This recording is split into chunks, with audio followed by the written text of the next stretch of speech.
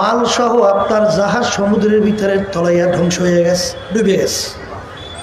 হুজুর শোনার পরেই বলে ইন্না লিল্লাহ ওয়া ইন্না ইলাইহি রাজিউন। এরপরে বইলেই চক্ষু বন্ধ করিয়া মাথার একটু নিচের দিকে কিছুক্ষণ নামাইয়া আবার মাথা উঠেছে, উঠেই বলতেছেন বাবা পড়ো, বাবা পড়ো। ছাত্ররা বলতেছে হজরত ব্যাপার তো কিছু বুঝলাম না, আপনার জাহাজ মালসহ সমুদ্রে ডুবে গেছে, শোনার পরে আপনি বলছেন ইন্না লিল্লাহি ওয়া ইন্না ইলাইহি রাজিউন। এরপরে আপনি চক্ষু বন্ধ করে মাথার নিচের দিকে রেখে এবার আমার মাথা উঠাইয়া বলেন পড়ো, ব্যাপার কি? বলতেছে যখন আমার কাছে সংবাদ আসলো আমার জাহাজ মালসহ ডুবে গেছে, সুন্নাত হিসেবে আমি বলছি কি ইন্না লিল্লাহি ওয়া ইন্না ইলাইহি রাজিউন। এরপরে আমি চক্ষু বন্ধ করিয়া মাথার নিচে রেখে আমার দিলের দিকে তাকাই রয়েছি, যে এই যে মাল ডুবে গেছে এতে আমার দিলের ভিতরে কোনো পেরেশানি আসছে কিনা, অস্থিরতা আসছে কিনা। আলহামদুলিল্লাহ আমার দিলের মধ্যে কোনো পেরেশানি অস্থিরতা আসে নাই। কথা ঠিক কিনা? আরে এক শ্রেণীর এমন মুরব্বী আমাদের কাছে এসে দোয়া আছে, হুজুর দোয়া করেন, জমির মামলায় হুজুর জমিটা পাইতেছি না, ওদিকে ঠিক মতো হাঁটতেও পারে না। আমি বলি এখনো মামলা চালান, এখনো চালান, এখনো দোয়া আছেন হুজুর জমিনটা যেন ভাই করবেন কি জমিন দিয়ে, কবরের সম্পদ কি গুছাইছো? জোরে বলেন কথা ঠিক যাবে। আবার এই কথার মাধ্যমে আবার কেউ মনে করেন না তো হুজুর তাহলে আমি হক বুঝে আদায় করতে পারবো না, কথা কিন্তু এইটা না। শোনেন আল্লাহ রাসূল সাল্লাল্লাহু আলাইহি ওয়াসাল্লাম তার দরবারে যাইয়া এক অসহায় মানুষ, সে বলতেছে হুজুর আমাকে কিছুটা সহযোগিতা করেন, আমি বড় অসহায়। তা আল্লাহ রাসূল সাল্লাল্লাহু আলাইহি ওয়াসাল্লামের কাছে সহযোগিতা করার মতো কোনো মাল নাই। আল্লাহ নবী বলছেন ওমরের কাছে যাও, দেখাই দিস। সেই লোক যাইয়া দেখে ওমর রাদিয়াল্লাহু তাআলা আনহু এক ব্যক্তির সঙ্গে জবরভাবে ঝগড়া করে। কি করে? এমন ঝগড়া কয়েক পাইর জন্য, কয়েক পাই, বুঝলেন? জবর সে দেখে বলে যে দুই এক পাইর জন্য এত ঝগড়া করে আমারে দেবে কি? এই কথা চিন্তা করে হয়তো তাড়াতাড়ি ভাগছে। দুই এক পাই ঝগড়ার শুনে অস্থির, মনে ছাড়ে না, সে আমাকে দেবে কি? আবার গেছে আল্লাহ রাসূল সাল্লাল্লাহু আলাইহি ওয়াসাল্লামের কাছে, কি ব্যাপার তুমি আবার আসছো, কি ওমরের কাছে যাও নাই? বলে হুজুর গিয়েছি তো। বলে কিছু তাই আনো নাই, কিছু কিছু দেয় না? বলে হুজুর কি দেবে? যাইয়ে দেখি দুই এক পায়ের জন্য ঝগড়ায় অস্থির, মানে ঝগড়া করতেছে আরেকজনের সঙ্গে, আমার দেবে কি? বলে তুমি চাইয়ে দেখছো? বলে হুজুর চাই তো নাই, চাবো কি, আমার দেবে কি আর চাবো বা কি? বলে যাও, যাইয়ে চাও। এরপরে গেছে জোর করিয়ে, মনে তো চায় না, দেবে না, এটাই তো মনের মধ্যে বিশ্বাস, বুঝলেন না? তা যাইয়ে বলে যে আল্লাহ রাসূল সাল্লাল্লাহু আলাইহি ওয়াসাল্লাম পাঠাইছে আপনার কাছে, হজরত আমি খুব বড় অসহায় আছি, আমাকে সহযোগিতা করে। এই কথা শোনার পরই ওই যে টাকা পয়সা রাখে হাত দিয়েই গোনা মোনা না এক খাবল উড়াই দিয়ে দিস। সে ব্যক্তি আশ্চর্য হয়ে গেছে, ব্যাপার কি? যে ব্যক্তি এক পাই ঝগড়া ছাড়ে না সে আমাকে এতগুলো সম্পদ দিয়ে দিল, ঘটনাকে আবার কাছে আল্লাহ রাসূল সাল্লাল্লাহু আলাইহি ওয়াসাল্লামের কাছে যাই বলে আল্লাহ রাসূল ঘটনা তো কিছু বুঝলাম না, এক পাই না দুই পাইয়ের জন্য ঝগড়া করে। আর আপনার কথা যখন বললাম আমাকে খাবল দিয়ে উঠাইয়া বড় আকারে দিয়ে দিস, এ কারণ কি? বলে কারণ বোঝো নাই, কারণ হলো ওমর রাদিয়াল্লাহু তাআলা আনহু কথা বলতেছেন যে ওই যে এক পাই বা দুই পাই নিয়ে ঝগড়া করে ওইটা ওমরের হক, ওইটা ওমরের হক, তাহলে সে হক ছাড়বে না, এই জন্য তার সঙ্গে সে কথা বলতেছে। আর তোমার ব্যাপারে সহযোগিতা, এটা তো আল্লাহর হুকুম পালন করছে, দান করিয়ে দিচ্ছে। এই জন্য হক আদায় করতে যাইয়ে কেউ যদি মারাও যায়, হাদিসের ভিতরে আসছে শাহাদাতের দরজা পায়। এখন এই কথার মাধ্যমে আবার ওইটা বুঝছেন না, আমি বলছি উদাহরণ ওইটা যে ঠিক মতো নামাজ নাই, রোজা নাই, ইবাদত নাই, কিন্তু খালি সম্পদ সম্পদ, টাকা টাকা টাকা টাকা, এইটা হচ্ছে দুনিয়া। আসতে বলবে, বুঝাইতে পারলাম কি না জানি না, পারছি? আলহামদুলিল্লাহ, আল্লাহ কবুল করুন। তাই যেই কথা বলতে চাইছিলাম, যেই সম্পদের জন্য পাগল হয়েছেন, হালাল উপায়ে যদি অনেক কিছু আসে আলহামদুলিল্লাহ, পেরেশানি কিছু নাই। আপনারা জানেন গালেবে গুমন বরফির আব্দুল কাদের জিলানী রহমাতুল্লাহি আলাইহি, তার দরবারে এক আলেম গেছেন হুজুরের কাছে বয়াত গ্রহণ করবেন। যাইয়া দেখে হুজুরের দরবারে শান শৌকত, ওরে অট্টালিকা, অভাব নাই। সে চিন্তা করছে এত বড় দুনিয়াদার, এ আল্লাহর ওলি হয় কেমন? এত সম্পদের মালিক, এত দালান করে, এত কিছু। সে এখন কোন জায়গায় এই কথাটা ব্যক্ত করবে? কেন যদি কোনো জায়গায় ব্যক্ত করে, হয়তো বা কোনো কেনু মানু খাওয়া লাগে, আমরা বরিশালে কই কেনু, মানে বিনার দেওয়া কেউ যদি দেয়, এই জন্য যাইয়া হয়তো বা গোপনে, হয়তো বা বাথরুমের ওই ভিতরে দেওয়ালের মধ্যে লিখে আছে নামার দশকে দুনিয়া দোস্তে দাঁত, এইটা লিখে থুইয়া এসে বস। আসার পরে আর একজন হুজুরের ভক্ত হয়তো বা গেছে, যাইয়া দেখে ওই মিশ্রা লেখা, পরের মিশ্রা নাই। এখন বলতেছে আগার দারাত দুনিয়া দোস্তে দারাত, যেই সম্পদ আমার মালিকের রাজি খুশির জন্য হবে, ওই সম্পদের কোনো দোষ নাই। সবাই জোরে বলেন সুবহানাল্লাহ। তাহলে এই কথার মাধ্যমে দুনিয়া এবং আখিরাত কি বোঝা গেল? কিছু আসতে করে কিছু বোঝা গেল। এই জন্য আমার বাজানদেরকে বলো, পর্দা আলে মা বোনরা যারা শুনতেছেন, যে এক সাইডে আমার বাজানরা আছেন, দুনিয়ার সম্পদ, দুনিয়ার এই পদ, দুনিয়ার সম্পদ, সম্মান, এইটাই বুঝছি, ঠিক না? এক শ্রেণী বাজানরা আছে, যদি তো সম্মান না করে, ওরে সর্বনাশ, মেজাজ গরম, আমাকে সম্মান করলো না, আছে না নাই? এক শ্রেণীর আছে, ওই আমাকে বলতে হুজুর বয়ান করে, এখন ওইটার নিজে টাকা দিয়ে এবার রাখে, কি জানি প্রচার মাধ্যম, বোঝেন নাই? মিডিয়া মিডিয়া মিডিয়া রাইখা নিজে পয়সা দিয়ে মিডিয়া দিয়ে সরায়। ও বয়ান করছে কিসের জন্য? দুনিয়ার জন্য না আল্লাহর জন্য? আসতে কয় কিসের জন্যে?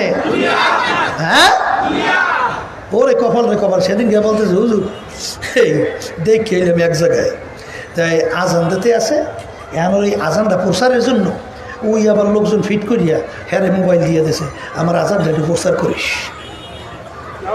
কি কিসের জন্যে? আসতে কয় হ্যাঁ, কিসের জন্যে? এই এক শ্রেণীর মন পাগল আছে না নাই? আমার আব্বাজান রহমাতুল্লাহ আলাইহি বলতেন, ওরে দুনিয়ার মানুষ, কি বলবো দুইটা লাগাই দেন, হে দুনিয়ার মানুষ, যেই দুনিয়ার পিছনে পড়ছো, এই দুনিয়া কিন্তু ক্ষণস্থায়ী। এই দুনিয়া আল্লাহ এবং আল্লাহ রসুলের দরবারে একটা মাছির পাকনা পরিমাণও কোনো মূল্য নাই। জোরে বলেন কথা ঠিক না বেঠি? এখন আমার ভাইদেরকে বলো, পর্দা আলে মা বোনদেরকে বলবো, শোনেন, এই সরমনার তরিকা এবং যত সহি হক তরিকা আছে, এই মসজিদে আপনাদের পাশে, এই কি হোসেন আহমদ মাদানী রহমাতুল্লাহি আলাইহি, তিনি এখানে ইতিকাফ করতেন, তিনি এখানে আসতেন। শাহজালাল রহমাতুল্লাহি আলাইহি, তিনি আমাদের পাশে ঘুমাই আছেন। শাহবরান রহমাতুল্লাহি আলাইহি আমাদের পাশে ঘুমাই আছেন। কথা ঠিক কিনা? জোরে বলেন, কথা ঠিক না ঠিক? এদের কাছে দুনিয়ার কোনো মূল্য ছিল? হ্যাঁ, কোনো মূল্যই তো ছিল না। কিন্তু তোমার আমার কাছে এখন 1000 টাকা, 5000 টাকা এই দেওয়ার পরেই ঈমান পর্যন্ত অনেকে বিক্রি করতে চিন্তা করে না। নাউযুবিল্লাহ, কথা ঠিক কিনা? আমার আব্বাজান বারবার বলতেন যে, হে দুনিয়ার মানুষ, চরমনায়ের মুজাহিদ, আমি ফজলুল করিম ভালোভাবে চিন্তা ভাবনা করে দেখছি, আমি যেদিন দুনিয়ার থেকে বিদায় নিয়ে কবরে যাব, ফুলের মালা একটার পর একটা গাইথা যদি তোমরা আমার কবর ভইরা রাখো, আর আমার মালিক, আমার মাহবুব, আমার মাওলা যদি আমাকে কবরে মাফ না করে, ওই ফুলের মালা আমার কিছু আসে যায় না। আর যদি দুনিয়া থেকে বিদায় নিয়ে কবরে যাওয়ার পরে জুতার মালা একটার পর একটা গাইথা তোমরা যদি আমার কবর ভইরে রাখো, আর আমার মালিক, আমার মাহবুব, আমার মাশুক, আমার মাওলা যদি আমাকে কবরে মাফ কইরা দেয়, ওই জুতার মালা আমার কিছু আসে যায় না। বলেন কথা ঠিক না বেঠিক? এই জন্য আমার ভাইদেরকে বলবো, পর্দা আলাই মা বোনদেরকে বলবো, বাজার দুনিয়া কিন্তু ক্ষণস্থায়ী, আখেরাত হইল স্থায়ী। দুনিয়া কেমন ক্ষণস্থায়ী? নিঃশ্বাসের বিশ্বাস নাই, সেকেন্ডের কোনো ভরসা নাই। আর আখেরাত কেমন স্থায়ী? যার শুরু আছে আর কোনো দিন শেষ নাই। ওই যার শুরু আছে কোনো দিন শেষ নাই। দুনিয়ার ভিতরে এমন কোন জাতি বিচারণ করে না যেই জাতি পরকাল বিশ্বাস করে না। হিন্দুরা পরকাল বিশ্বাস করে কি করে না? মুখ খুইলা বইলেন। যদি ওরা পরকাল বিশ্বাস না করত, পূজা আশ্রা কেন করে? খ্রিস্টানরা পরকাল বিশ্বাস করে কি করে না? যদি নাই করত, ওদের ধর্মীয় নিয়ম কেন পালন করে? ইহুদিরা করে কি করে না? অন্য বিজাতিরা করে কি করে না? আমরা মুসলমান, আমরাও পরকাল বিশ্বাস করি, কিন্তু বাজানদেরকে বলবো, দুনিয়ার ভিতরে একমাত্র একটাই জাতি মুসলমান জাতি। চ্যালেঞ্জের মাধ্যমে বুক ফুলাইয়া গলা টান কইরা আজকে দুনিয়ার ভিতরে চ্যালেঞ্জের মাধ্যমে বেঁচে আছে। আসতে বলে ঠিক বলছি না ভুল বলছি? একমাত্র মুসলমান জাতি দুনিয়ার ভিতরে চ্যালেঞ্জের মাধ্যমে দুনিয়ায় ঠিক আছে না নাই? এত মুসলমান বাবাদেরকে বলবো, পর্দা আলে মা বোনদেরকে বলবো, খোদা না খাস্তা মুসলমানের ঘরে জন্মগ্রহণ কইরা কিয়ামতের ময়দানে যদি জাহান্নামের শিকল হাতে পায় লাগে, এর চেয়ে কপাল পোড়ার সারে জাহানে থাকতে পারে না। আর দুনিয়া মাজরাতুল আখিরা, এই দুনিয়াটুল আখিরাতের সম্বল কামাই করার জায়গা। আমার ভাইদেরকে বলবো, পর্দা আলে মা বোনদেরকে বলবো, বাজান ভালো কইরা বোঝো, দুনিয়ার ভিতরে শান্তির ভিতরেও ভেজাল, কষ্টের ভিতরেও শান্তি। যদি বলেন আমরা খাই কেন? শান্তির জন্যে। আমরা ঘুমাই কেন? শান্তির জন্যে। কিন্তু দেখবেন ঘুমের থেকে ওঠার পরে শরীরটা কিন্তু স্বাভাবিক থাকে না। শরীর কেমন মেজর মেজর করতে থাকে, বলে এ থাম, ওর সাথে বেশি কথা বলিস না, সবে মাত্র ঘুম থেকে উঠছে, মেজাজ কিন্তু গরম। কি মেজাজ? ঘুমাইলাম কিসের জন্যে? পাইলাম ওঠার পরে কি বলে? খাইলাম কিসের জন্য? কিন্তু খাওয়ার পরে স্বাভাবিক থাকে শরীর না? আস্তের উপরে শরীর ছাইরা দেয়, তখন ওইটা হাঁটতে মন চায় না। একটু বিশ্রাম না কইরা তারপর কিন্তু হাঁটতেও মন চায় না। খাইলাম শান্তির জন্য, পাইলাম কথা কয় না? ছাত্রকে যখন ওস্তাদ পিটান দেয়, সঙ্গে সঙ্গে দেখবেন হাত দিয়ে একটা ডলা দেয়, দেয় কি দেয় না?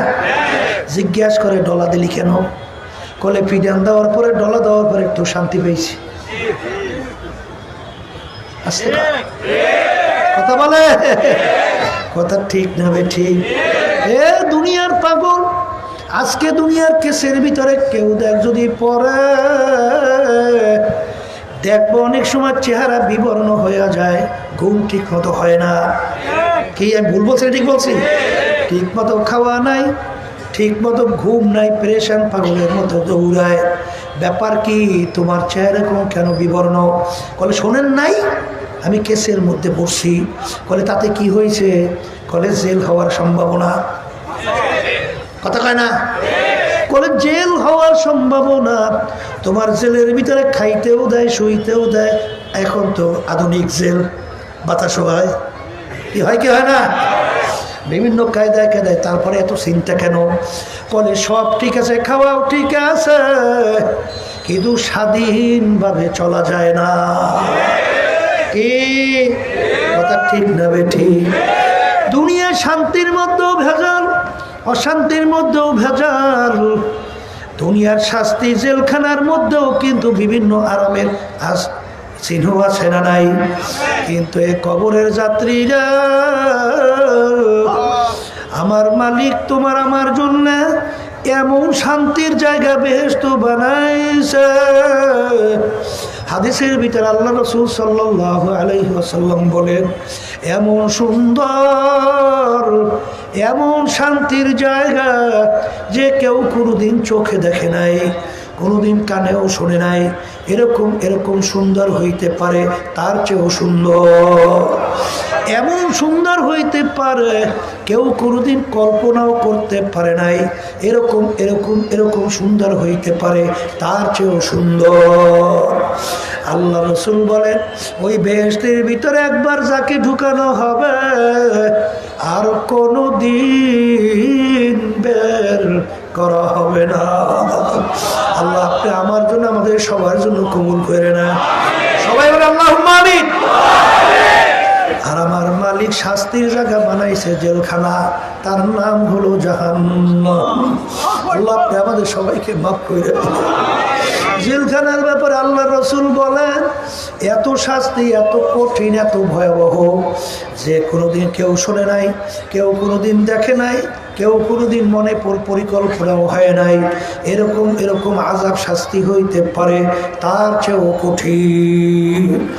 এখন আমার বাজানদেরকে বলবো, পর্দার মা বোনদেরকে বলবো, এই চরমোনায় 3 দিন নমুনার মাহফিল, আজকে শেষ বৈঠক।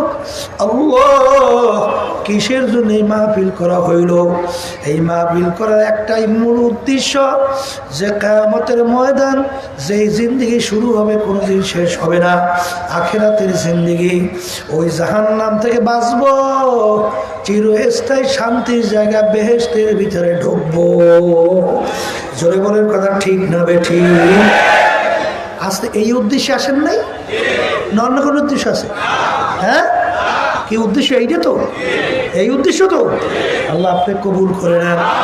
আচ্ছা, যদি বেহেশতে যাইতে চান, জাহান্নাম থেকে যদি বাঁচতে চান, আমার মালিক কোরআনুল কারীমের মধ্যে আপনাকে আমাকে শর্ত লাগাইয়া দিয়েছেন, 2টা কাজ করা লাগবে, তাইলেই তোমরা জান্নাতুল ফেরদাউসে যাইতে পারবা। কয়টা কাজ? মুখ খুলে বলে 2টা। 1 নম্বর হলো ঈমান আনা লাগবে, বলেন। 2 নম্বর হলো নেক আমল করা লাগবে। কে বলছেন আমিন? আল্লাহ। আমিন আল্লাহ। কয়টা কাজ বলেন? 1 নম্বর, 2 নম্বর, কথা ঠিক কিনা? এখন আলহামদুলিল্লাহ আমরা এখানে যারা আছি সবাই তো খুশি, হুজুর আমরা তো সবাই ইমানদার, আলহামদুলিল্লাহ। ভালো না? এই কথা ঠিক না? ঠিক। কিন্তু ওই কথা মনে রাখা লাগবে, আল্লাহ রাসূল সাল্লাল্লাহু আলাইহি ওয়াসাল্লাম বলেন, অনেক নামাজি নামাজ পড়ে, ওর ভিতরে ঈমান নাই। বুঝেন নাই? নামাজি নামাজ পড়ে কি নাই? আল্লাহ রাব্বুল আলামিন কোরআনুল কারীমের মধ্যে বলেন, ফাওয়াইলুল লিল মুসাল্লিন, নামাজীর জন্য জাহান্নাম। নাউজুবিল্লাহ। কার জন্য? কার জন্য? কে বলছেন? হ্যাঁ, নামাজ পড়ে তার জন্য জাহান্নাম। এই ব্যাপারটা বোঝা লাগবে না? আস্তে কলে কি বোঝা লাগবে কি লাগবে না? হ্যাঁ, এ আল্লাহর বান্দারা, পর্দা আলাই মা বোনেরা, যে ঈমান তোমাকে বেহেশতে নেবে, জাহান্নাম থেকে বাঁচাবে, সেই ঈমানটা হইতে হবে নির্ভেজাল, স্বচ্ছ। কি হওয়া লাগবে? আল্লাহ রাসূল বলেন, আখলিস দীনাকা ইয়াকফিকা আমালুল কলিল। তোমার ঈমান যদি নির্ভেজাল হয়, অল্প আমল নেক করবা তো বেহেশত। আর ঈমানের ভিতরে যদি ভেজাল যুক্ত হয়, বস্তায় বস্তায় আমল করবা। বস্তা বোঝেন তো? আমরা বরিশালে 2-1টা ভাষা বলি, অনেকে কয় হুজুর ওই সিলেটের বাইরে ওলামায়ে কেরাম যখন বয়ান করে তখন সিলেটি ভাই আমরা ভালো বোঝে, আর আপনারা বয়ান করেন বলে নাই, কিন্তু বোঝে কি আল্লাহই ভালো জানে। কি বোঝা যায়? হ্যাঁ, মাশাআল্লাহ, আলহামদুলিল্লাহ। বস্তায় বস্তায় আমল বোঝেন। চাউল বস্তা ভরে, বড় উঁচা হয়ে যায় বস্তা, 2 বোন 2.5 বোন, ঠিক কিনা? ভালো কাজ বস্তায় বস্তায় করবেন, ঈমান যদি নির্ভেজাল হয়, মানে ভেজাল যুক্ত হয়, ওই আমলের কোনো মূল্য নাই। বলেন ওই আমলের, মুখ খুলে বলেন আমলের কোনো মূল্য নাই। তাহলে ঈমান থাকা লাগবে কি? বলেন নির্ভেজাল, স্বচ্ছ। কথা ঠিক? এখন নির্ভেজালটা কেমন? এক শ্রেণী আমার বাজানরা ঈমান তো আনছে লা ইলাহা ইল্লাল্লাহু মুহাম্মাদুর রাসূলুল্লাহ, ঈমানদার হইছেন না? কথা কয় না? এরপর আমরা ঈমান আনার সময় কি বলছিলাম? খায়রিহি ওয়া শাররিহি মিনাল্লাহি তাআলা ওয়াল বাসি বাদাল মাউত। কি পড়ছেন? বলেন ভালো মন্দের মালিক। জোরে মুখ খুলে বলেন আল্লাহ। সবাই মুখ খুলে বলেন আল্লাহ। মারুই না বাসুই না মালিক, রিজিক দেওয়ার মালিক, আইন দেওয়ার মালিক। এই আলহামদুলিল্লাহ, এখন তো মাশাআল্লাহ ঈমানদার হইছি না? এক শ্রেণী আমার বাজানা নামাজ পড়ে, তাসবিহ মাওলার জিকির করে, তাহাজ্জুদ বাত নাই, দান সদকা পাকা, হজ করছে কয়েকবার, কিন্তু ওদিকে মানব রচিত কুফরি তন্ত্র মন্ত্র, যার ব্যাপারে আমার মালিক বলছেন অযতানি ভূত তাগুত। তোমরা তাগুত থেকে পরহেজ করো। হ্যাঁ, তাগুত থেকে বাইসা ধরো। তাগুত কাকে বলে? মানব রচিত কুফরি তন্ত্র মন্ত্র বড় তাগুদের ভিতরে একটা তাগুত। এক শ্রেণী আমার বাজানরা আছে নামাজে ফাঁকা, রোজায়ও ফাঁকা, হজেও ফাঁকা, কিন্তু মানব রচিত কুফরি তন্ত্র মন্ত্র বর্তমানে বাংলাদেশ কষ্ট হয়। আবার মন খারাপ করেন নাকি? হুজুর আমাদের মনের বিরুদ্ধে বলেন কেন? এই যে সত্যি আইছি, কি কথা কয়, শুনেই এত দেওয়া লাগবে, ভালো লাগুক ভালো লাগুক। এই জন্য ওলামায়ে কেরাম দেখেন না বয়ান করে, বয়ানের শেষে কি বলে? ওমা আলাইনা ইল্লাল বালাগ। আমাদের দায়িত্ব তোমাদের কাছে পৌঁছানো, ও মানো বা না মানো ও দায়িত্ব আমাদের নাই, ও আল্লাহর সঙ্গে বসবা। আসতে পারে? আল্লাহ কি বলছেন? হে নবী, আপনি ইচ্ছা করলেই কাউকে হেদায়েত করতে পারবেন না, পারবেন না। হেদায়েতের মালিক আমি মাওলা নিজে। কথা ঠিক কিনা? যদি পারতেনি আল্লাহ রাসূল সাল্লাল্লাহু আলাইহি ওয়াসাল্লাম, তার চাচারে পারছে? আবু তালেবের পারছে? এত সহযোগিতা করছে আল্লাহ রাসূলকে, পারছে? পারে তো নাই। হেদায়েতের মালিক কিনা? আল্লাহ। তাই যেই কথা বলতে চাইছিলাম যে তাগুত থেকে পরহেজ করো, কিন্তু এক শ্রেণী আমার বাজানরা নামাজও পড়ে রোজাও রাখে, কিন্তু এই বর্তমানে যে বাংলাদেশে প্রচলিত গণতন্ত্র, আব্রাহাম লিঙ্কন প্রাক্তন প্রেসিডেন্ট আমেরিকা এই থিওরি দিছিল government of the people, by the people, for the people. এক কথায় তিনি বুঝায় সমস্ত ক্ষমতার মালিক জনগণ। এক শ্রেণী আমার বাজানরা কিন্তু আছে, আমাদের যাইতে বাইরেও আছে, বিভিন্ন সময় এইটাকে ঘুরাইয়া মন্দের ভালো, এইটা বইলে বইলে 53 বছর বাংলাদেশের স্বাধীনতার বয়স। এই বাংলাদেশে প্রায় 100-র ভিতরে 92 জন তো মুসলমান বসবাস করে। এই দেশের ভিতরে মাদ্রাসা মসজিদের অভাব নাই। জুমার দিন দেখবে মসজিদে মুসল্লি ধরায় না। সেই দেশের মধ্যে মন্দের ভালোটা কি? ভালো তো এখানে আছে, শতকরা 92 জনের মতো মুসলমান, কথা বলে না। আবার মন্দের ভালোটা কি? মন্দের ভালো থাকতে পারে ভারতে, মন্দের ভালো থাকতে পারে আমেরিকায়, মন্দের ভালো থাকতে পারে বিজেপিদের দেশে। আমাদের দেশে ভালো তো আছে। আজকে হক্কানি উলামায়ে কেরাম একটা ফলামেটার হোক, একটা আওয়াজ করুন, বাংলার মসজিদের মধ্যে ইসলাম সরকারিভাবে বাস্তবায়ন করে। ঠিক না? ঠিক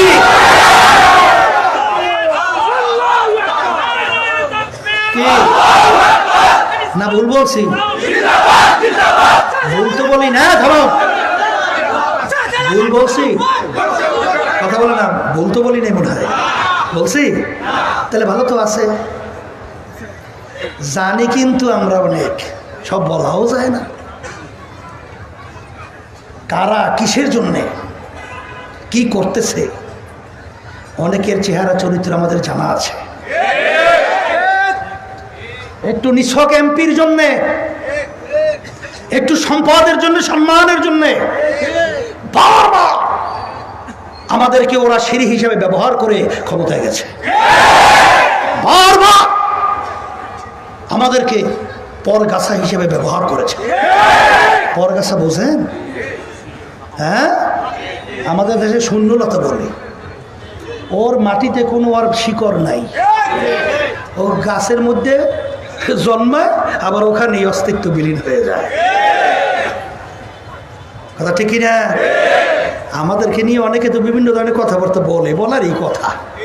আর একটু বলেন বেশি বেশি, অসুবিধা নেই, কিন্তু নিজে ঠিক করে কবরে যাইয়েন, নিজের সক্কায় তোল দিয়ে কবরে যাইয়েন। কবরে কিন্তু কোনো দল নাই। আর জিজ্ঞেস করবে না তুমি সরমনের লোক কিনা, না জামাতের লোক কিনা, না জমিয়তের কিনা, না অমুক টমুক সমুখের কিনা, এই প্রশ্ন খবরে করবে না। তাও বলেন না, কোন কায়দায় আছে? কবরে প্রশ্ন কয়টা? 1 নম্বর প্রশ্ন মান রব্বুকা, 2য় নম্বর মা দীনুকা, 3য় নম্বর ওমান নবিয়ুকা। এই 3 প্রশ্নের মধ্যে কোথায় কিন্তু নাই তুমি চরমনাই না সারছই না। আছে আছে, কথা পরিষ্কার। আমার আব্বাজান রহমাতুল্লাহি আলাইহি 2-1 আমরা ধারের থেকে দেখছি তো, এই জন্য তো বলতে হয়। অনেকে হয়তো বলে বাপের কথা কয় খালি, তা না বললে যাবো কই? কি কথা ঠিক না বলা লাগে না? এই তার আমাদের বড় হওয়ার পরে দেখছি যেই কাজে আমার মালিক বেজার, জীবন যেতে পারে, সন্তান যেতে পারে, স্ত্রী আত্মীয় স্বজন যেতে পারে, কিন্তু আল্লাহর ফজল করমে তাকে পরিষ্কার দেখছে। আল্লাহ এবং আল্লাহ রাসূল যেই কাজে বেজার হয়, সেই কাজে সেই পথে হাঁটাতে পারে না। ওই উদাহরণ বহুত আছে, দেওয়া দরকার নেই। কথা ঠিক না বেটি? তবে চিন্তার ব্যবধানতা থাকতেই পারে, পারে না? চিন্তা ব্যবধানতা। ইসলামী আন্দোলন বাংলাদেশ, আমরা এই দলটা প্রতিষ্ঠিত হয়েছে 1987 সাল। কত বছর, কিন্তু এখন পর্যন্ত আমাদের এই দলের প্রতীক হলো হাত পাখা। প্রতীক কি? মালিক এমন এক প্রতীক আল্লাহ দান করছে, মালিকের কুদরতি। নিজেদের ভালো কমাই লাগে, এই জন্য বললাম আর কি। বলে তাকে 53 বছর বাংলাদেশ স্বাধীন হওয়ার পরে যারা দেশ পরিচালনা করছে, শান্তি একেবারে বেহেশত সব পাইছেন, নাই? কি পাইছেন? অশান্তির আগুন ধাউ ধাউ করে সর্বত্র জ্বলে উঠছে। ঠিক না ঠিক? আল্লাহ রাব্বুল আলামিন এই অশান্তি আগুন নিবানোর জন্যই, আগুন নিবাবার জন্য, ঠান্ডা করার জন্য এখন তো হাত পাখার বাতাস লাগবে। এই বাতাস দিয়া বাংলার জমিনের ভিতরে অশান্তি আগুন ধাউ ধাউ করে জ্বলছে, নিবারের ব্যবস্থার জন্য আল্লাহ হাত পাখার বাতাস দিয়া অন্যায়কে দূর করতে হবে, ন্যায়কে প্রতিষ্ঠিত করতে হবে। ঠিক না? অনেকে আবার রাগ করিয়েন না, শোনেন, তার অনেকে রাগ করিয়ে দেয়, বলে হুজুর শান্তির প্রতীক আমাদের আছে না, এটাও শান্তির প্রতীক আমাদের, আমরা বলছি। কথা ঠিক কিনা? শোনেন, আমরা এখন পর্যন্ত আমাদের এই প্রতীকে একটা এমপিও কি আমাদের সংসদে গেছে? এখন যায় নাই। আমাদেরকে পত্রিকাও অনেক সময় টিটকেরি মারছে, কেমন একটা দল, এত প্রার্থী দিয়েছে, সব প্রার্থীর জামানত বাজেয়াপ্ত। আমাদেরকে কি মারছে? আসতে কর না। কিন্তু গ্রামে একটা কথা আছে, বুঝছেন, এগুলা কিন্তু খুবই না, এগুলো শিক্ষার জন্য। ওই বলে এক পাগল ওই সৌদি আরবের কথা শুনছি, বুঝছেন, তে ও হঠাৎ যাইয়া জমজম কুয়া আছে না, ঝমঝম কুবের ওই জায়গায় দাঁড়াইয়ে প্রস্রাব শুরু করছে। তা প্রস্রাব তো আর করতে পারে নাই, এর ভিতরে ওরে ধইয়া তারপর তো জুতার মালা গলায় দিয়া এইবার উটের পিঠে উঠাই এখন ঘুরায়, পাগলায় তো হাসে। ও কি বলে ব্যাপার কি, তোর এত অপমান করতেছে আর তুই হাসতেছ? বলে বেটা আমার যে উদ্দেশ্য এটা হাসিল হয়ে গেছে। বলে তা কি? বলে আমার উদ্দেশ্য ছিল লোকজন আমার একটু চিহ্ন, জোরাইছেন না, শব্দ করিয়ে না, কি কেমন করলে লোকজন আমার চেনবে, এই জন্য এই কামটা করছি। এখন তো লোকজন আমার চেনে, আমার উদ্দেশ্য হয়ে গেছে। এখন ইসলামী আন্দোলন বাংলাদেশে আমরা কিসের জন্য রাজনীতি করি? ওই পাগলারা তো বোঝে নাই, এই জন্য আমাদেরকে টিটকারি মারে। ইসলামী আন্দোলন বাংলাদেশ আমরা করি ইবাদতের উদ্দেশ্যে, নট এমপি, নট মন্ত্রী, নট সম্মান। কথা ঠিক কিনা? বলতে ইসলামী আন্দোলন বাংলাদেশে একেবারে দুর্বল? হ্যাঁ, আল্লাহর রহমতে আপনাদের দোয়ায় এখন বাংলাদেশের 300 আসনে প্রার্থী দেওয়ার মতো তৌফিক আল্লাহ আমাদেরকে দান করছে। যখন নাকি দেশের বিরুদ্ধে, ইসলামের বিরুদ্ধে, মানবতার বিরুদ্ধে যখন কোনো ষড়যন্ত্র হয়, ইসলামী আন্দোলন বাংলাদেশ তার সহযোগী সংগঠন যখন ন্যায়ের পক্ষে আওয়াজ তোলে, তখন আল্লাহর রহমতে দেখবেন বাতিলদের কলিজা থরথর করে কাঁপতে বাধ্য। ভুল বলি নেই মনে হয়, ভুল বলি নেই মনে হয়, এই কথা ঠিক না? ঠিক বুঝেন না? এই যে জুলাই এবং 5ই আগস্ট যে ফ্যাসিস্ট খুনি দেশ ছেড়ে ফেলাইছে না, আওয়ামী লীগ যারা করে, আমি সেই বাজানদারকে বলবো, সেই নেতা কর্মী থুইয়া যাই নেতায় ফালায়, ওই নেতার যারা দল করে আমি সুস্থ মস্তিষ্ক বলবো না, আমার মাফ করে দিয়ে, ভুল হলি মাফ করে দিয়ে।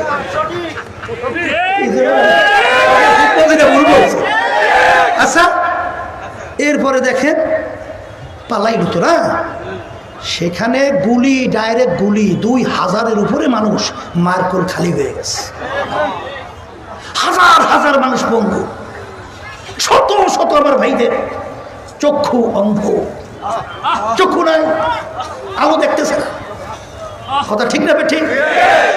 সেই অবস্থায় বাংলাদেশের কোনো রাজনৈতিক দল তাদের ব্যানার নিয়ে, পরিচয় নিয়ে রাজপথে প্রকাশ্যে কেউ নামে না। নামছে? আমার জানা নাই, আমি দেখি নাই, আমি তো তখন ঢাকায় বসা। কথা ঠিক না বেটি? কিন্তু একমাত্র ইসলামী আন্দোলন বাংলাদেশ তার সহযোগী সংগঠন নিয়ে গুলির মুখে ন্যায়ের পক্ষে, অন্যায় প্রতিবাদে জানের ঝুঁকি নিয়ে রাজপথে আওয়াজ তুলছিল, বাতিল বাংলার জমিন থেকে পালাতে বাধ্য হয়েছে। ঠিক না বেটি? কারণ কি?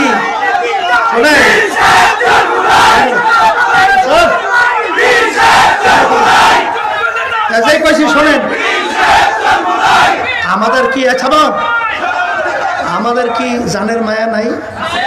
হ্যাঁ, অন্যান্য রাজনীতি তাদের ব্যানারে কেন রাস্তায় নামে নাই, আমরা কেন নামলাম? এইটা একটু বিবেচনা করা দরকার না? হ্যাঁ, এই দরকার আছে না নাই? আমরা ইসলামী আন্দোলন বাংলাদেশ প্রতিষ্ঠিত হচ্ছে ন্যায়ের জন্য, অন্যায়ের প্রতিবাদে। আল্লাহর পক্ষ থেকে আমি ছিলাম আগের দিন নাটোর, তখন এই আবু সাইদ এরা সহ প্রায় 6 জন মারা গেছে। আমি রাত্রে ঢাকায় আসছি, আমরা তো সায়েদাবাদে একটা হসপিটাল করছি, আল কারিম হসপিটাল, সেখানে মিটিং ছিল। সেই মিটিংয়ে আমি বসা, আমাদের মহাসচিব সহ দায়িত্বশীল ওখানে বসা। হঠাৎ আমার মাথার মধ্যে এই দেশের ব্যাপারেই খালি মাথা ঘুরতেছে চিন্তা। হঠাৎ আমি মহাসচিবকে বললাম যে তরিত আমার কথা বলেন, মজলিসে আমেলার একটা জরুরি মিটিং ডাকেন, আমি আসতেছি। মহাসচিব জানাই দিল, যাই দেখি যে যেখানে দৌড়দৌড়ি করে আসছে। আমি সবাইকে তেমন কথাও বলতে দিই নেই, আপনার শুনতে কষ্ট হয় নাকি? এরপরে আমি টপ করে বললাম যে ইসলামী আন্দোলন প্রতিষ্ঠিত হয়েছে ন্যায়ের জন্যে, অন্যায় প্রতিবাদে, ন্যায়ের পক্ষে অন্যায় প্রতিবাদে। এখন দেশে যে অবস্থা চলছে, আমাদের ভবিষ্যৎ প্রজন্ম যে মেধাবী মেধাবী ছেলেগুলোকে অন্যায়ভাবে এরকম পাখির মতো গুলি করে রাস্তায় ফালাইয়া দেবে, আর আমরা বসে বসে ছেড়ে দেখব, এটা হতে পারে না। প্রোগ্রাম থ্রো করেন, ঢাকায় পরদিন প্রোগ্রাম থ্রো করে 18 তারিখ জুলাই, আর সারা দেশে প্রোগ্রাম থ্রো করে দিলাম, জানাইয়া দিলাম। তখন ওই যে বাইতুল মোকাররম উত্তর গেটে আমি বক্তব্য দিয়েছিলাম, খেয়াল আছে তো? ওই বড় পিছিয়ে আস করে যে বলছিলাম যে আমার ছেলের বুকে কেন গুলি করলি, মনে আছে তো? আচ্ছা, এরপরে আলহামদুলিল্লাহ এই নাইমে গেলাম, তো গেলাম। এরপর দেখছেন কারফিউ ভঙ্গ কইরা আল্লাহর রহমতে আমাদের লোকজন, আমার ছোট ভাই ফয়জুল করিম সহ, আবুল খায়ের ইসাকমাত আবুল খায়ের সহ, আমার ভাইরা সহ সবাই কিন্তু সেখানে যাইয়া ওদের সাথে আমরা কি জানাইছি, ওদের আন্দোলনের ন্যায়ের পক্ষে মত প্রকাশ করছি। দেখেন নাই? তখন অন্য কোনো রাজনৈতিক দল নামতে পারছে? কেন পারে নাই? এটা কিন্তু বিবেচনা করা লাগবে, কথা ঠিক না? এই যে 24শে জানুয়ারি 7ই জানুয়ারি জাতীয় নির্বাচন হলো না, মনে করছেন সরকার আমাদের সাথে যোগাযোগ করে না? প্রধানমন্ত্রী আমাদেরকে নেওয়ার জন্য কি করছে সেটা তো আমি জানি। তখন আমাদেরকে এমনকি বিরোধী দল বানাবার জন্য কিন্তু প্রস্তাব ছিল, কথা বলছেন? 2, 4, 5, 10, 15টা এমপি, এরা তো আল্লাহর রহমতে ইসলামী আন্দোলনের অনটুর ব্যাপার, আপনাদের দোয়া আল্লাহর রহমতে। কিন্তু পরিষ্কার বলছি যে আমরা জালেমদের সহায়ক এবং তাদের শিরিক, এরা ইসলামী আন্দোলন হবে না, হতে পারে না। পরিষ্কার জানাই দাও, কথা পরিষ্কার। আমরা চাইতেছি চিন্তার ব্যবধান, বলছি আমরা চাইতেছি। বারবার ওরা 53 বছর আমাদেরকে ব্যবহার করছে, কিন্তু ইসলাম নামক গাছটা মজবুত হয় নাই, ওর অস্তিত্ব তৈরি হয় নাই। ইসলামী আন্দোলন বাংলাদেশে আমরা চাই ইসলাম নামক গাছটা বাংলার জমিনের মধ্যে বট বৃক্ষের মতো শক্তিশালী হয়ে বাংলার জমিনে উচ্চ হবে। এই ইসলামী আন্দোলন, কথা ঠিক কিনা? এর জন্যই শুধু আল্লাহর রহমতে আপনাদের দোয়ায় এখন তো ভালো একটা পরিবেশ তৈরি হয়ে গেছে, আল্লাহর রহমতে আপনাদের দোয়ায়। এখন আল্লাহর রহমতে সমমনা ইসলামী দলগুলো আছে, তাদের সঙ্গে আমাদের যোগাযোগ চলছে, এবং 2-1টা দলের সাথে আলহামদুলিল্লাহ আমরা একমত হয়েও গেছি। কিছুদিনের ব্যবধান আল্লাহর রহমতে আপনাদের দোয়ায় আশা তো করি জাতীয়ভাবে আমরা ঐক্যের এটা সিদ্ধান্ত ঘোষণা করতে পারবো। দোয়া চাই আর সহযোগিতা চাই, আল্লাহ কবুল করুন। যেই কথা আমি বলতেছি, এক কথা থেকে আরেক কথা চলে গেছে। তাই যেই কথা আমি বলতে চাইছিলাম, বাজান, বেহেশত যাওয়ার আশায় জাহান্নাম থেকে বাঁচার উদ্দেশ্যেই তো আমরা আসছি, কথা ঠিক না ভাই? ঠিক। কাজ কয়টা করা লাগবে? ঈমান বলেন, নেক আমল। আমল মানে কাজ, নেক মানে ভালো। কি কাজ? ভালো কাজ। এখন আমার বাজানদেরকে বলবো, এই ঈমান থাকা লাগবে নির্ভেজাল, স্বচ্ছ, ঠিক কিনা? এখন এই নির্ভেজাল ঈমান তৈরি করার জন্যে এবং নেক আমল আগ্রহ বাড়াবার জন্যে এই যে তরিকা শোনেন, আমাদের চরমনায়ের তরিকার নাম হলো সিস্তিয়া সাবিরিয়া তরিকা। এই তরিকার 5টা ঔষধ আল্লাহর কুতুবেরা আপনারা আমাদের জন্য রেখে গেছেন, যারা ঠিক মতো পালন করবে।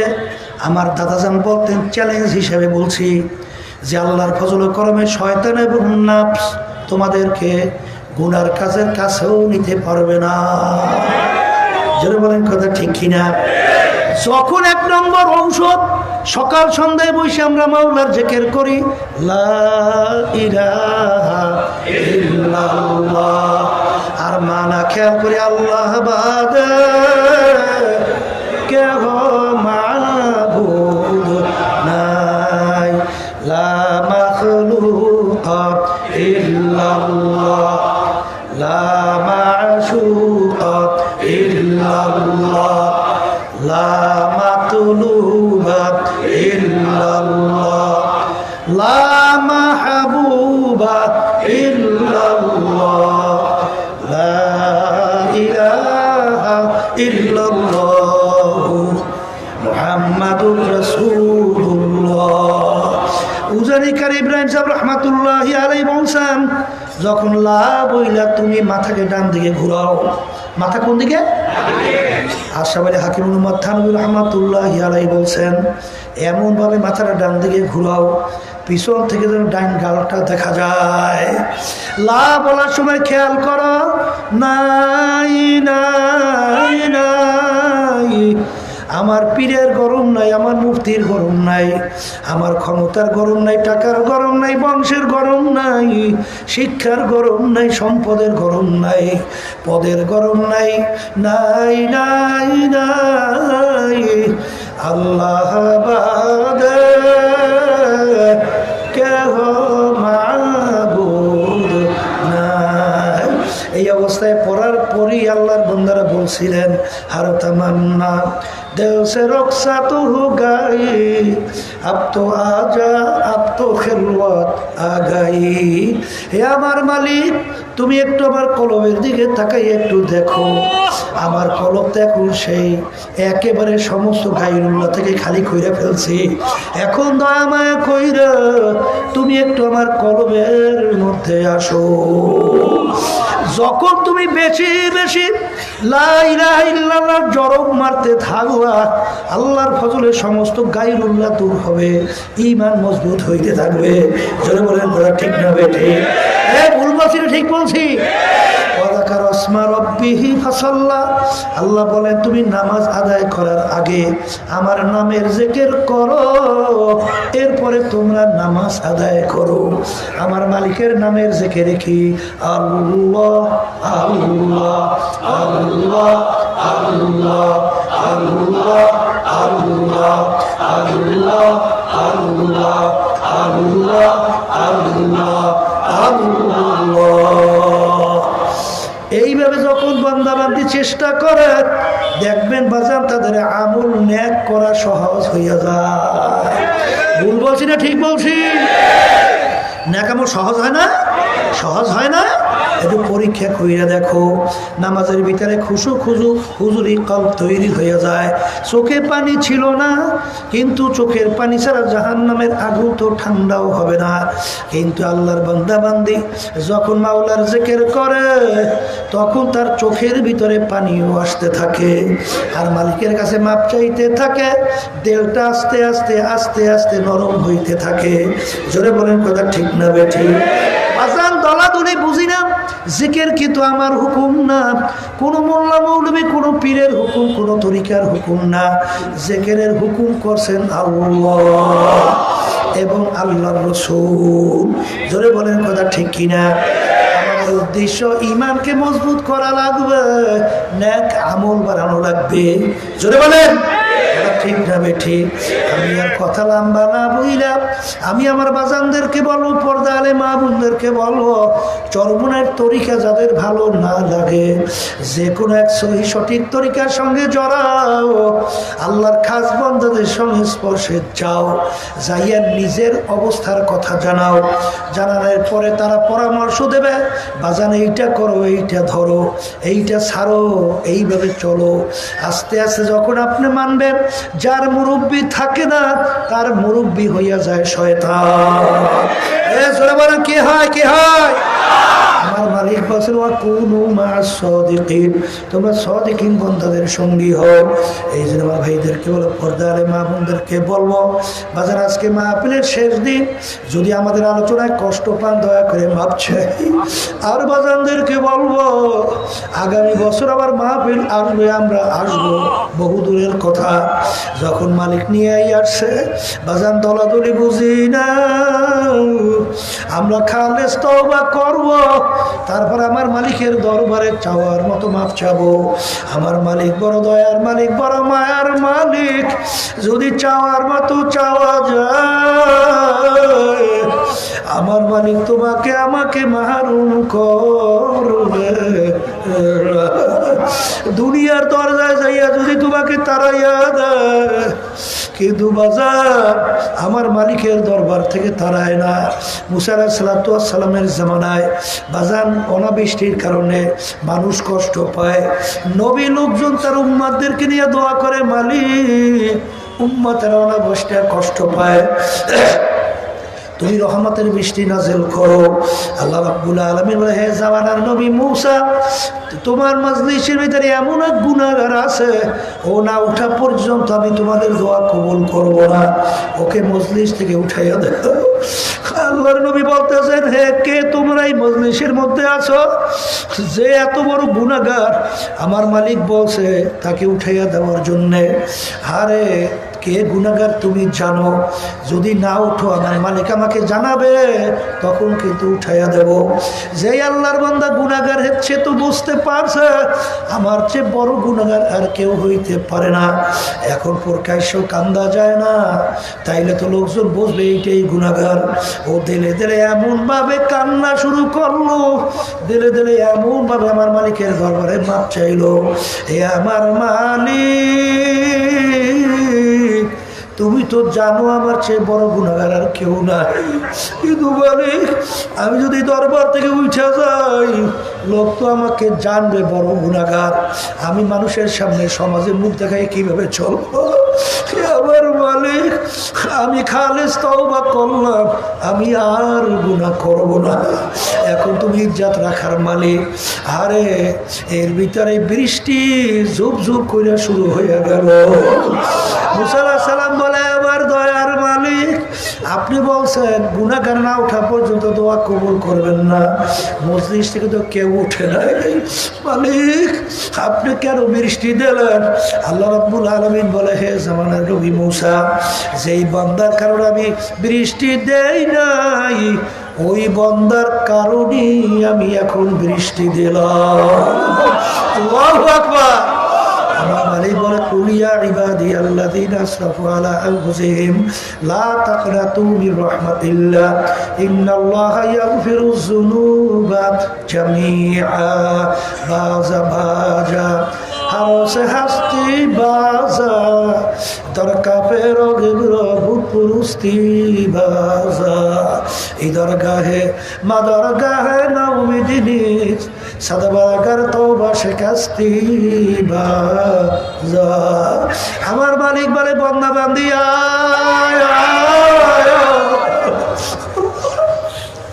তুই যদি পাহাড় পরিমাণ গুনাহ কইরা থাকো, এমনকি শিরকের মতো যদি গুনাহ কইরা থাকো, আর খালেস তওবা কইরা আমার কাছে যদি মাপ চাও, আমি তোর গুনাহ মাফ করব। শুধু তাই না, তোর জীবনের সব গুনাহ আমি মাফ কইরা দেব। আহারে আমার মালিক বড় দয়ার মায়ার মালিক। লা তাখুযুহু সিনাতুন ওয়ালা নাওম, আমার মালিকের ঘুম নাই জিমানিও নাই। বাজার আমার মালিকের ঘুম নাই জিমানি নাই কেন? তোমার আমার মায়ার কারণে আমার মালিক ঘুমাইতে পারে না। রাত্র গভীরে তুই বিপদে পইরা যখন ডাক দিবি আল্লাহ,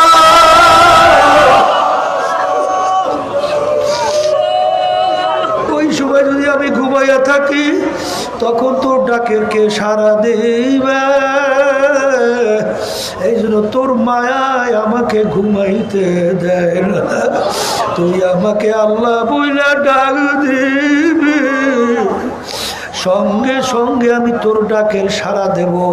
উদউনি আস্তাজিব লাকুম। বাজার এই জন্য আমার বাজানদেরকে বলবো, পর্দারে মামুনদেরকে বলবো, আমার মালিক কেমন দয়ার মালিক। যখন মাহফিলে নিয়ে আসছে, দিলটাকে নরম কইরা গুনার কথা মনে কইরা মালিকের দরবারে একটু কান্দ মাপসাব। ওই যে বান্দা বুড়া বয়সে মনে পড়লো, আমি যে গুনাহ করছি জাহান্নাম ছাড়া আমার কোনো উপায় নাই, আমার তওবা করা লাগবে, আলেমের কাছে যাওয়া লাগবে, তারপর দুনিয়া থেকে বিদায় নিয়ে কবরে যাওয়া লাগবে। বান্দা রওনা করছে, আলেমের বাড়িতে যাবে, পথের মধ্যে বান্দার হায়াত শেষ, বান্দা পথের ভিতরে মারা গেল। জাহান্নামের ফেরেশতা আসছে তাকে জাহান্নামের রূহ নেওয়ার জন্যে, বেহেশতের ফেরেশতা আসছে রূহ বেহেশতে নেওয়ার জন্যে। বেহেশতের ফেরেশতা বলে, বান্দার কি দোষ? বান্দা তো তওবা করার জন্য রওনা করছে, পথের ভিতরে হায়াত শেষ, বান্দার কি দোষ, রুহ তো আমরা পাবো। আর জাহান্নামের ফেরেশতা বলে বান্দা তো এখন পর্যন্ত তওবা করতে পারে নাই, রূহ আমরা পাবো। আল্লাহ রাব্বুল আলামিন জমিন ফেরেশতাদেরকে বলে, ফেরেশতারা জমিন মাইপা দেখো, বান্দা যেখানে মারা গেল সেখান থেকে আলেমের বাড়ি কাছে না তার বাড়ি কাছে? যদি তার বাড়ি কাছে হয়, আলেমের বাড়ি দূরে হয়, রূহ নিয়ে যাবে জাহান্নামের ফেরেশতা। আর যদি আলেমের বাড়ি কাছে হয়, তার বাড়ি দূরে হয়,